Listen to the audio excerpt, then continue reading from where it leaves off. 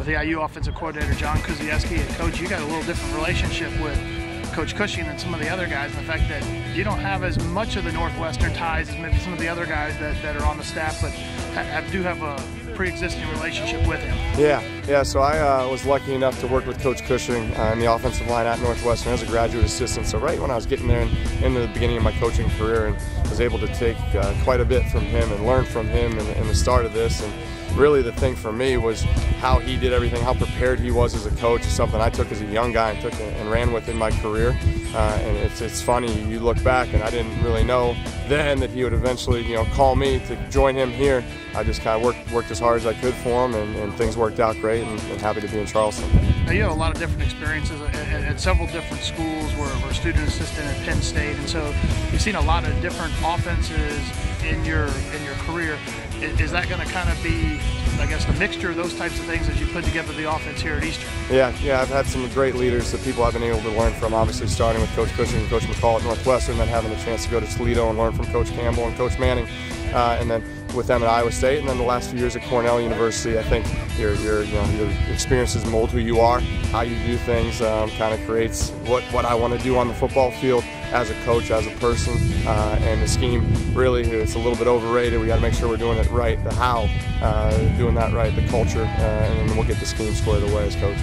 Now, the one thing that you do carry over from Northwestern is the so-called superback position. I guess it's kind of a hybrid tight end, but I guess explain that to people that may not understand what that term is. Yeah, exactly right. I'm one of two superback coaches in the country. Bob Hefner up in Evanston's the other one, and really it is the tight end in most offenses. What we say as superbacks is we have to be, we have to be super. We have to be able to run the ball like a running back, catch like a receiver, block like an O-lineman, and process like a quarterback. We got to be able to do all of that, and the more we can do, the more we can put ourselves in advantageous situations to catch the ball, to run the ball, to protect, and to put our offense in great situations to outman the defense.